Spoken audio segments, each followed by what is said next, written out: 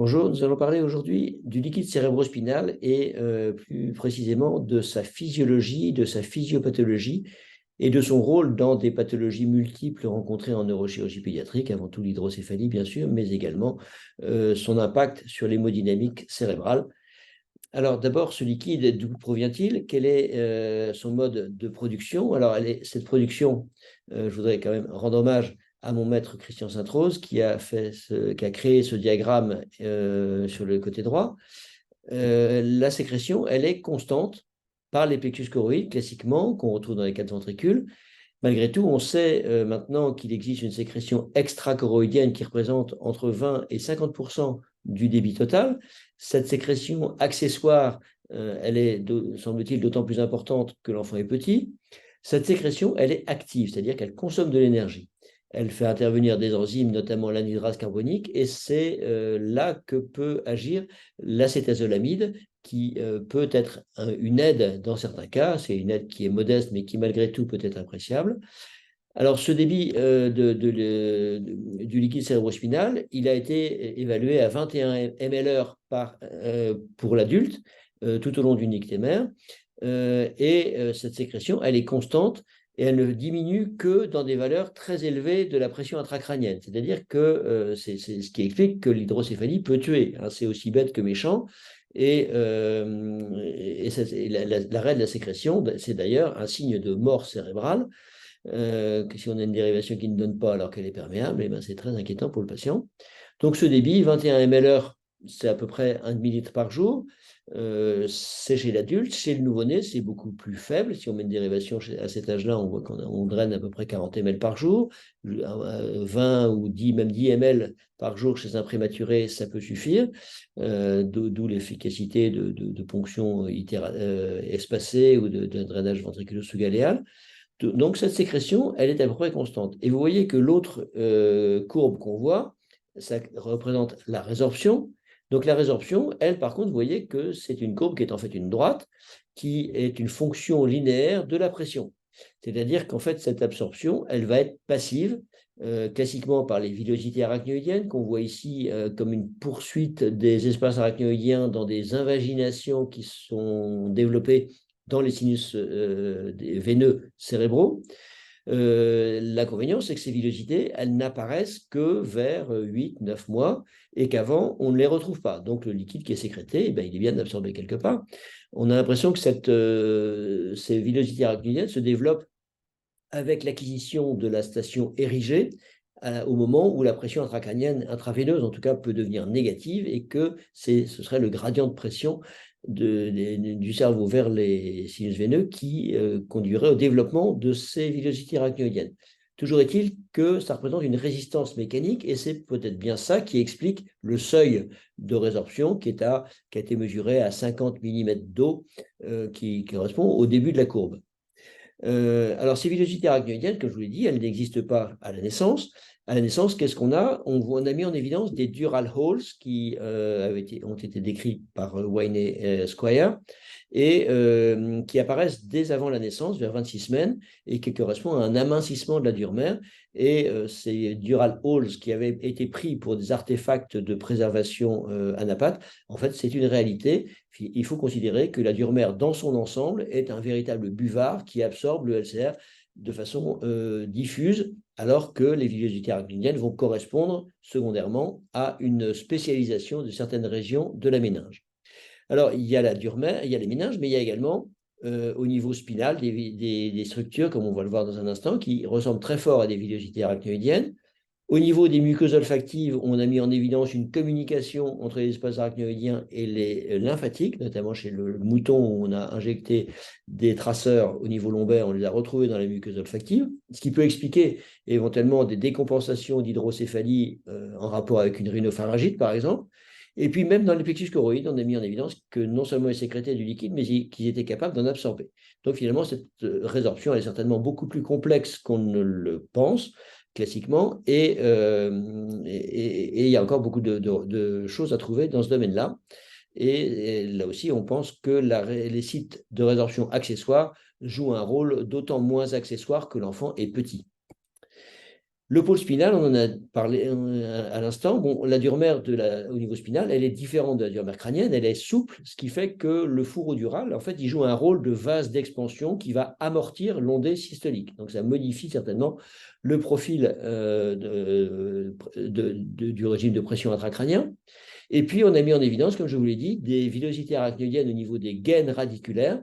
Ça avait été mis en évidence chez le singe depuis pas mal d'années. Ça a été montré dans l'espèce humaine assez récemment, ce qui explique probablement ces hydrocéphalies qu'on rencontre dans certaines tumeurs spinales. Et donc, quand on a une hydrocéphalie apparemment communicante, il faut faire une IRM spinale systématiquement. Et puis, on peut voir des petites lésions. Alors, c'est un petit peu mystérieux comment une lésion aussi petite peut être à l'origine d'une hydrocéphalie, mais ce n'est pas forcément des lésions qui vont obstruer le canal spinal. Donc, on ne comprend pas encore tout dans ce domaine-là. Le pôle veineux, maintenant, comme je vous ai dit, le liquide est absorbé vers les sinus veineux crâniens. Encore faut-il que la pression veineuse ne soit pas trop élevée. Si il y a une gêne auto-veineuse, ça peut être à l'origine d'une hypertension intracrânienne, comme on voit ici chez ce bébé qui avait une thrombophlébite du sinus sagittal, on voit ce défaut de remplissage du sinus qui s'était compliqué d'un épanchement sous-dural. C'est également probablement à l'origine de la pseudotumore cérébri, on va en reparler dans un instant, de l'épanchement sous-dural du nourrisson qui est en fait constitué essentiellement de liquide cérébrospinal dans le cas de traumatisme, notamment dans le sang du bébé secoué. On voit ça également dans l'hydrocéphalie. Les thrombophlébite, on vient d'en parler, les thromboses traumatiques, on peut également avoir une hypertension intracrânienne, et également dans des pathologies osseuses, notamment la chondroplasie, les craniosténoses avec une sténose des foramens jugulaires. On peut voir dans certains cas des hypertensions intracrâniennes rebelles en cas d'hypoplasie veineuse. Ici, vous voyez qu'on a ces sinus transverses qui se terminent en queue de radis avec absence de jugulaire et une circulation collatérale qui est très importante. Et ce patient-là avait une HTIC qui a été documentée par un monitoring de pic qui était avec des plateaux entre 40 et 60 mm de mercure de façon très importante. Donc, on a parlé du volume liquidien, on parle de la pression, c'est lié, c'est consubstantiel, on peut dire, et c'est très bien illustré par la courbe pression-volume de Starling. Starling injectait du liquide en spinal à des rats, dont il mesurait la pression intracrânienne, et il injectait 1 ml, 2 ml, 3 ml, aucune montée de pression, parce qu'il y a des mécanismes tampons. Et après 4 ml, pour toujours le même delta V, on a un delta P qui commence à apparaître, et au bout d'un certain temps, on a la rupture de la courbe qui correspond au dépassement de ces mécanismes tampons. Et à la fin, on a un système qui est devenu très rigide. Et pour un delta V toujours le même, on va avoir un delta P très important. Alors, ce qui est intéressant, c'est que ça marche dans les deux sens. Si on peut retirer un petit volume liquidien, par exemple, on peut améliorer très significativement la pression intracrânienne. Ça explique dans le sens de gauche à droite qu'une lésion ancienne, par exemple une tumeur qui évolue depuis des années, et ça on le sait parce que le patient fait de l'épilepsie par exemple, eh ben, elle peut se décompenser très rapidement parce que on est arrivé à un point où le cerveau ne peut plus se laisser comprimer. Voilà. Alors ça, c'est un exemple d'un enfant qui était un bébé secoué, qui était intubé, ventilé, sédaté avec un monitoring de pic, une HTIC rebelle aux mesures de réanimation. Comment ça se fait que sa pique est descendue de 40 à 15 ou 20? Eh bien, tout simplement parce qu'on a fait une ponction lombaire. On a retiré quelques ml de liquide et de façon spectaculaire, la pression s'est ensuite améliorée. Puis après, on est arrivé à la contrôler beaucoup mieux. Donc voilà comment on peut améliorer le patient avec des pressions. Alors, pourquoi est-ce que le patient ne supporte pas bien l'hyperpression intracrânienne? Alors, là aussi, c'est l'occasion de rendre hommage à mon maître Christian Sainte-Rose. Donc, ça, c'est l'exemple de plongeurs qui sont dans la baie de Saint-Pierre en Martinique, à 50 mètres de fond, donc une pression qui correspond à peu près à 6 atmosphères, donc 4560 mm de mercure, ce qui est énorme, mais tout va bien parce que les pressions sont équilibrées entre le secteur veineux du patient, l'environnement extérieur, la pression intracrânienne, tout ça, il y a une variation de quelques millimètres de mercure qui sont tout à fait physiologiques. Ils vont bien, mais ils sont un peu narcosés, parce que l'azote à cette pression-là a des propriétés toxiques, mais c'est un autre sujet. Maintenant, le patient qui était en hydrocéphalie dite communicante, en fait, on a une obstruction extraventriculaire. Ici, on mesure sa pression, elle est à 40 mm de mercure. En fait, c'est pression atmosphérique plus 40 mm de mercure, c'est-à-dire qu'il y a un gradient entre l'intérieur du crâne et l'extérieur. Pourtant, le patient va bien parce que tout est à la même pression dans le crâne. Il a par contre un œdème papillaire, il peut avoir quelques céphalées. Et puis ici, on a un patient qui est en hydrocéphalie obstructive. Alors lui, si on mesure sa pression intracrânienne ou si on met un endoscope pour traiter pour réaliser une ventriculocysternostomie, on se rend compte que la pression en valeur absolue n'est pas élevée. Elle peut être à 10 mm de mercure. Mais ce qui est très toxique pour le patient, ce qui le met dans le coma, c'est qu'il y a un gradient entre la cavité hémisphérique et la fosse postérieure. Et c'est un gradient qui va s'exercer au niveau du mésencéphale sur les structures d'éveil, ce qui explique le coma. Donc, CQFD, le problème, ça n'est pas la pression en valeur absolue, c'est le gradient. Voilà, merci, professeur Saint-Trau. Donc maintenant, l'hypertension intracrânienne, comment est-ce qu'elle retentit sur l'hémodynamique intracérébrale? Il faut penser à l'hémodynamique dans son ensemble. C'est M. Cushing qui avait mis en évidence que l'hypertension artérielle, c'est un signe d'hypertension intracrânienne, c'est une réaction de l'organisme pour perfuser ce cerveau malgré la pression intracrânienne qui est élevée. Et donc, ce qui définit la pression de perfusion cérébrale, c'est la pression artérielle moyenne moins la pique. Il faut penser un petit peu comme en termes d'hémodynamique, où on a une post-charge. Ici, la post-charge, c'est la pression intracrânienne. C'est ce qui va résister à l'irrigation du cerveau par le cœur. Et donc, quand on fait un Doppler, ce qui est très intéressant, c'est d'étudier pas tellement la systolique, mais la diastolique. Et vous voyez ici qu'on a un bébé qui a un Doppler catastrophique avec un reverse flow, donc ce qui fait que son cerveau est très mal irrigué. On va lui faire une ponction transfontanellaire et on peut avoir une amélioration très spectaculaire.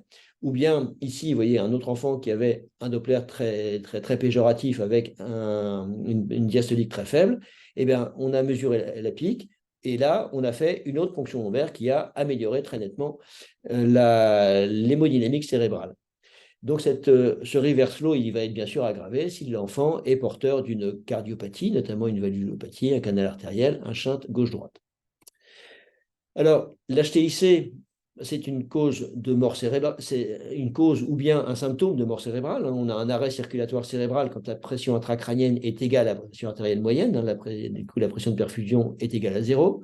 Et on peut voir, comme ici, sur une artériographie, un aspect d'arbre mort. Il n'y a aucun passage sanguin cérébral. C'est un critère médico-légal de la mort. Et si on a mis une dérivation externe, on note dans le même temps que cette sécrétion de LCS est tarie.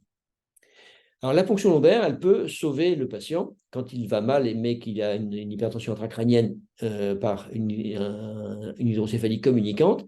Alors là, il n'y a pas forcément de critère de volume. On dit qu'il n'y a pas de petite ponction lombaire parce que dès qu'on a fait un trou dans la diomère, le liquide il continue de s'écouler pendant une durée qui est extrêmement variable d'un patient à l'autre, mais qui peut être vraiment durable, voire même chronique quand il y a une hypotension intracrânienne post-PL.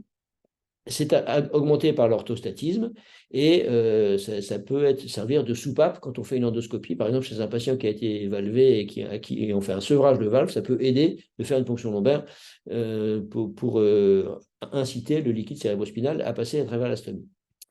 Donc là, on retrouve cette image que je vous ai montrée tout à l'heure, cette ponction lombaire chez un bébé secoué qui avait des citernes qui étaient bien perméables.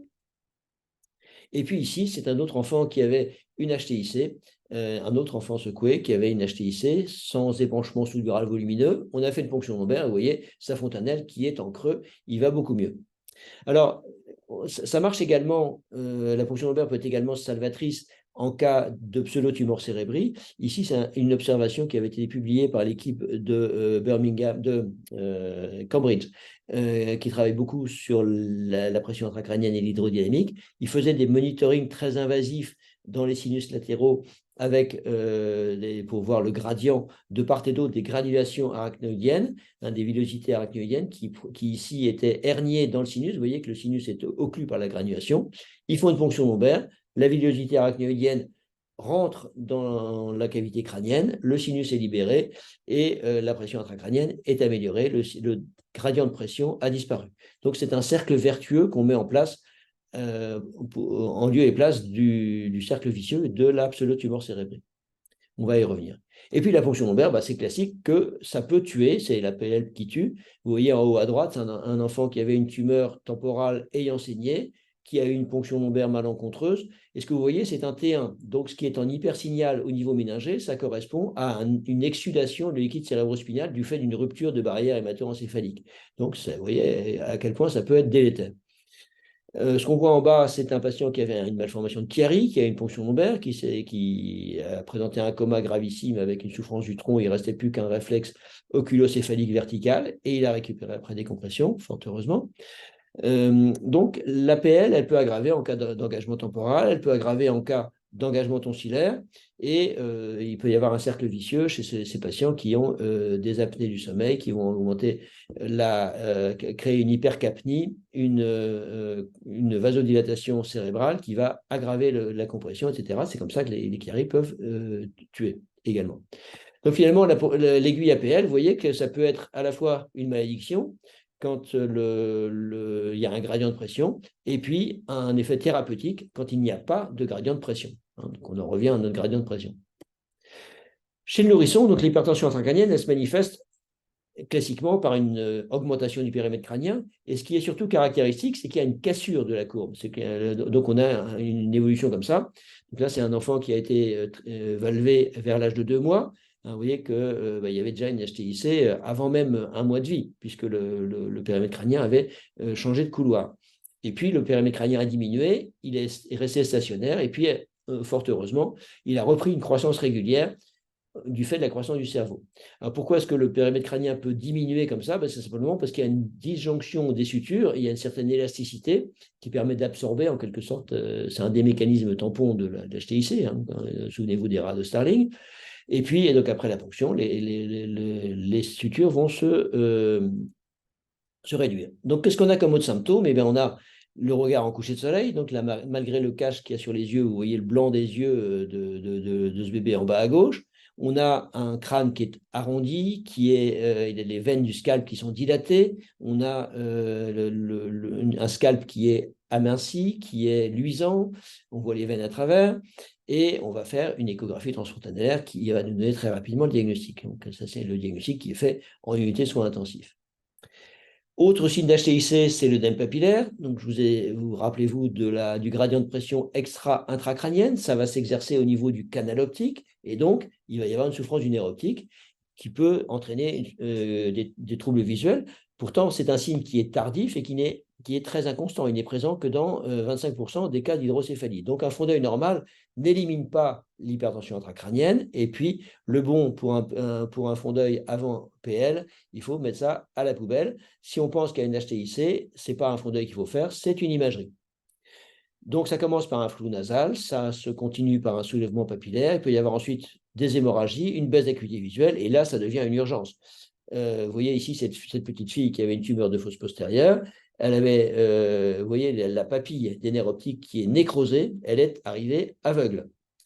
Alors, chez des patients qui ont une atrophie optique séquelaire d'une HTIC, ceux-là ne pourront pas développer un œdème papillaire s'il y a un nouvel épisode. Par exemple, un patient valvé au stade d'œdème papillaire, s'il a une atrophie optique, le fait qu'il n'ait pas d'œdème papillaire lors d'un épisode de céphalée et de vomissement, ça n'écarte absolument pas le fait que sa valve peut être de nouveau bouchée.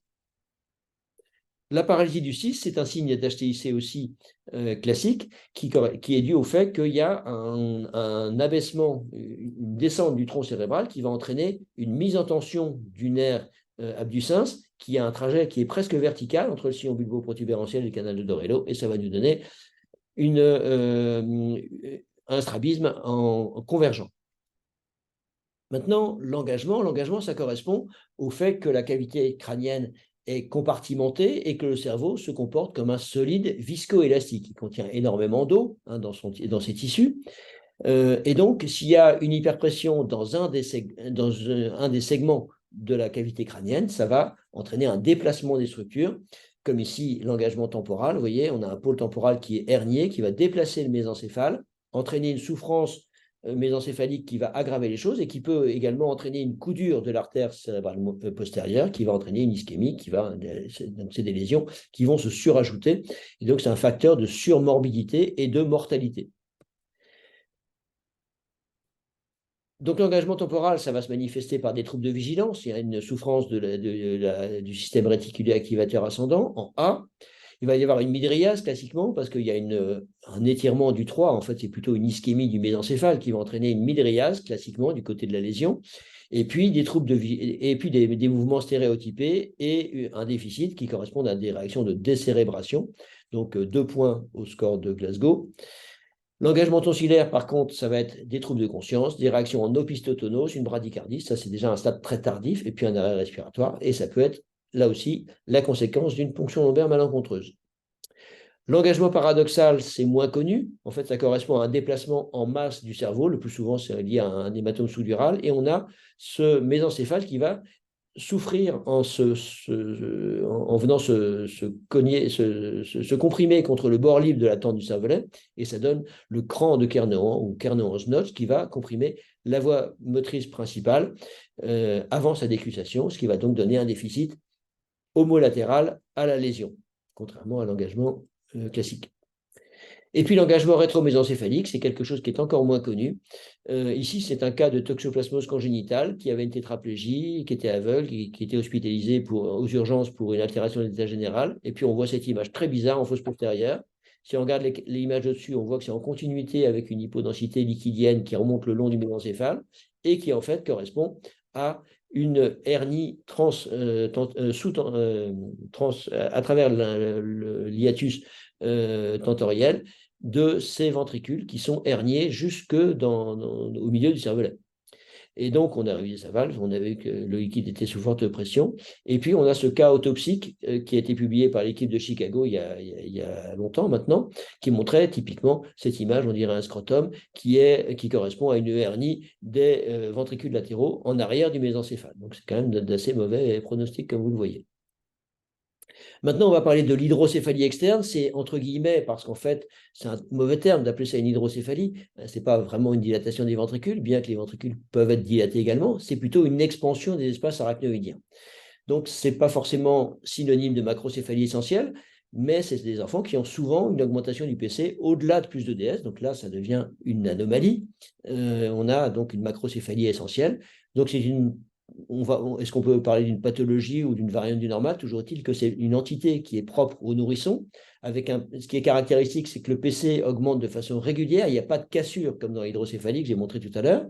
Ça commence entre 3 et 5 mois, et puis ça a tendance à se stabiliser spontanément pour un retour vers les valeurs normales, plus de DS, vers l'âge de 2 ans. C'est souvent familial, et ce qui est caractéristique également, c'est que l'enfant se développe normalement. Finalement, c'est une non-entité. Donc, on peut rassurer les gens. Alors, parfois, quand on arrive à plus 3, plus 4 DS, on se demande s'il ne faut pas quand même faire un traitement. Et là, le Diamox peut rendre service, mais c'est un traitement qui est très contraignant, parce qu'il faut le donner en 3 prises toutes les 8 heures précisément, sinon ça ne marche pas. Et puis, il y a la question qui est en arrière-plan, c'est est-ce que ça peut favoriser l'hématome sous-dural du nourrisson? Est-ce que le sous-dural peut survenir spontanément? Toujours est-il qu'ils surviennent au même âge. Les deux traduisent une fragilité hydrodynamique, plus chez les garçons. Donc, c'est un âge un petit peu charnière dans l'hydrodynamique intracrânienne. Donc là, on peut dire que, contrairement à ce que disent les Shadocks qui disent que s'il n'y a pas de solution, il n'y a pas de problème, là, on peut dire que s'il n'y a pas de problème, il n'y a pas de solution. Finalement, c'est un peu un non-événement. Donc le périmètre crânien, vous voyez la différence entre l'hydrocéphalie active, on a une cassure de la courbe, et puis après qu'on l'ait traité, ça va mieux. On voit ça en imagerie. Et la macrocéphalie essentielle, on a une augmentation régulière, progressive, qui va s'auto-limiter, et on voit ça en imagerie, c'est totalement différent. Et l'atrophie cérébrale, c'est encore autre chose. Là, on a un PC qui stagne, et on voit ça avec un cerveau atrophique, un crâne épaissi, et c'est de très mauvais pronostics. Maintenant, un petit mot de l'hypertension intracrânienne bénigne, ou également appelée pseudotumor cérébri, c'est un des derniers latinismes qui nous reste en neurochirurgie. Donc, c'est lié à un trouble de la résorption du LCS par le système veineux, soit une obstruction veineuse, on a ça dans des pathologies ORL, il y a des causes médicamenteuses, au premier rang desquelles les cyclines, la vitamine A, qui sont données en conjonction chez des adolescents, souvent des adolescentes qui ont de l'acné, et favorisées par l'obésité. Donc, vous voyez qu'il y a une pathologie qui a de l'avenir. Donc, ça se manifeste classiquement par un œdème papillaire qui peut aller jusqu'à la cécité. Et l'œdème différentiel, ce sont classiquement les drusses de la papille. Il y a souvent assez peu de céphalées, donc c'est des patients qui peuvent perdre la vue sans trop se plaindre. Et on a sur l'imagerie des ventricules petits, et quand on mesure la pression intracrânienne, on peut voir des chiffres très élevés, comme ici sur ce diagramme. Alors, on a la physiopathologie, c'est un peu un cercle vicieux. On a un trouble de l'absorption du liquide qui va entraîner une hypertension intracrânienne, qui peut provoquer une hernie des villosités arachnoïdiennes dans les sinus, comme on voit à droite sur cette angio-IRM. L'obstruction des sinus va entraîner une hyperpression veineuse, qui entraîne un trouble de résorption veineuse, et on a un cercle vicieux qui s'est enclenché. Donc, ce cercle vicieux, on va essayer de le remplacer par un cercle vertueux, en intervenant par soit le diamox, la ponction lombaire, soit un drainage, soit une cranioplastie qui va entraîner une baisse de la pression intracrânienne, donc réduction de la villosité arachnoïdienne, comme je vous ai montré sur le cas clinique publié par l'équipe de Cambridge. On peut également proposer une angioplastie endovasculaire, c'est quand même un petit peu invasif. Toujours est-il qu'on obtient une désobstruction des sinus veineux, une meilleure absorption du liquide cérébrospinal, et là, on a enclenché notre cercle vertueux. Donc, si on peut faire une analogie entre différentes pathologies, on a quand même un recouvrement entre différentes entités, hein, entre l'engagement tonsillaire chronique, la pseudotumore cérébri, les craniosténoses. On a des pathologies de passage avec l'obésité qui est commune au chiari et à la pseudotumore cérébri, les craniosténoses multisuturaires qui vont entraîner des chiaries et parfois une HTIC sans chiarie, sans hydrocéphalie. Bref, on a des pathologies qui se recouvrent et dans lesquelles on a une ambiance hydraulique. L'hydrocéphalie, on y arrive enfin. C'est défini par une augmentation du volume du liquide cérébrospinal associé à un trouble de la circulation. Donc, la grande majorité des cas, c'est des pathologies périnatales. Ici, on a à droite l'histogramme des pathologies, des causes d'hydrocéphalie vues à Lille depuis les origines. Donc, le service de neurochirurgie pédiatrique avait commencé dans les années 80. Et à l'époque, il y avait énormément de cas. Et vous voyez la chute du nombre de patients valvés. Donc, ce n'est vraiment pas un marché d'avenir. Et vous voyez également la diminution des hydrocéphalies post-méningitiques, ça grâce aux vaccinations contre l'hémophilus puis contre le pneumocoque, aux malformations. Alors là, c'est grâce au diagnostic anténatal et puis à une sélection des grossesses, mais également à la prise en charge de ces patients qui ont bénéficié de l'endoscopie. Et donc finalement, ce qui nous reste, c'est beaucoup d'hydrocéphalie post-hémorragique. Donc, ce n'est pas une maladie, l'hydrocéphalie, c'est un ensemble de maladies qui ont des profils très divers du fait de leur étiologie et du fait de l'âge auquel ça apparaît. Alors, les hydrocéphalies, leur mécanisme pathologique, on peut représenter un diagramme circulaire comme ici. Donc, on a du liquide qui est sécrété dans le ventricule latéral, qui passe par le Monro dans le troisième ventricule, du troisième ventricule par l'aqueduc dans le quatrième ventricule et par le Louchka dans les citernes de la fosse postérieure. Le foramen de Magendie, c'est un peu un cul-de-sac, ça amène à la grande citerne. Donc, et là, donc, on sort de l'encéphale, et le LCS va soit au niveau spinal, soit au niveau des citernes supratentorielles, absorbé par les villosités arachnoïdiennes, dans les sinus veineux, et il repart dans la circulation sanguine, et la boucle est bouclée. Et donc, on a des pathologies ventriculaires avec une obstruction intraventriculaire, comme ici, une obstruction du foramen de Monro, du foramen de l'aqueduc de Sylvius et des foramen de Louchka, hein, c'est d'Andy Walker. On peut avoir une obstruction extraventriculaire qu'on appelait hydrocéphalie communicante, qu'il faudrait appeler obstruction extraventriculaire. Malgré tout, c'est quand même important d'opposer l'obstruction extraventriculaire à l'obstruction intraventriculaire, puisqu'on a une implication thérapeutique. On a des hydrocéphalies dues à des hyperpressions veineuses, comme ici dans une compression due à une craniosténose. Et puis, on a des hydrocéphalies dues à des tumeurs spinales qui perturbent apparemment l'hydrodynamique au niveau spinal, comme dans des tumeurs médulaires. Et puis, rarement, on a des tumeurs qui vont hyperproduire le LCS, ce sont les papillomes du plexus choroïde. Donc, le traitement dans les obstructions intraventriculaires, c'est un traitement endoscopique, qui est le traitement de choix, quand il est possible. Au niveau des citernes de la fosse postérieure, l'endoscopie peut également être efficace, mais on a plus souvent recours au shunt. Les obstructions extraventriculaires, malheureusement, il n'y a que la valve qui fonctionne. Les obstructions par hyperpression veineuse, on va avoir recours soit à la valve, soit éventuellement au diamox dans certains cas. Au niveau spinal, c'est la valve, ou bien sûr traiter la tumeur. Et puis les hyperproductions de LCS, c'est soit le diamox, mais c'est surtout l'exérèse de la tumeur qui peut être une intervention en urgence. Donc voilà un petit peu ce diagramme qui correspond à ce qu'on appelle la troisième circulation. Enfin, c'était Milora qui avait créé ce terme après la circulation sanguine et la circulation lymphatique. Donc, avant de conclure, je voudrais quand même attirer l'attention sur le rôle de la pulsatilité du liquide cérébrospinal, parce qu'on parle de pression, on parle de volume, mais c'est une sécrétion qui est pulsatile, qui est rendue pulsatile par la dilatation des plexus choroïdes avec la systole cardiaque. Et on voit, je voudrais attirer l'attention sur la différence entre ce chiari où le cervelet est comprimé, où il n'y a pas de LCS entre le chiari et entre le cervelet et la voûte, et puis ce dandy walker où on a une soufflure de l'occiput. Et on a un peu le même contraste entre l'absolotumor cérébri, où on a cet œdème papillaire qui est visible sur l'IRM et des sillons corticaux qui sont écrasés, donc le cerveau est comprimé par la voûte crânienne. Et à l'inverse, on a cette hydrocéphalie externe ou arachnoïdomégalie où la voûte crânienne augmente de volume sous l'effet de la pulsation du LCS. On a vraiment l'impression que la pulsatilité du cerveau, ce n'est pas ça qui fait grandir le crâne, mais que c'est la pulsatilité du LCS. Mais ça, c'est pour stimuler la réflexion et la recherche. Donc en conclusion, c'est important de connaître la physiopathologie de cette troisième circulation d'hydrocéphalie. Il faut connaître les particularités pédiatriques et comprendre les désordres du LCS pour traiter soit les hydrocéphalies, soit les microcéphalies. Voilà, je vous remercie de votre attention. Vous pouvez trouver d'autres informations sur le site Art Neurance et d'autres vidéos en ligne sur YouTube.